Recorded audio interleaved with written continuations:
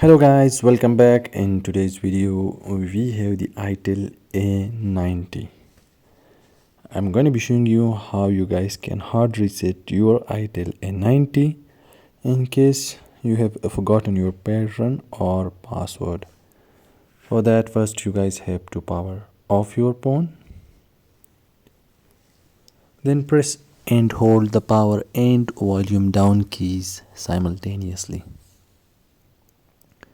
Now when the itel logo appears, release the power key but keep holding on to the volume down key until the no command page comes up.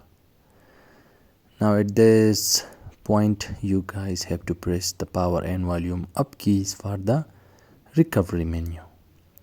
And then inside the recovery menu, use volume keys to move the option and use power key to select an option.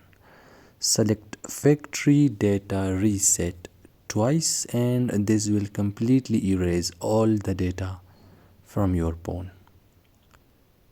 Now after the data wipe completes, select reboot system now. After the reboot, your phone will take some time to load up, so you guys have to wait for it.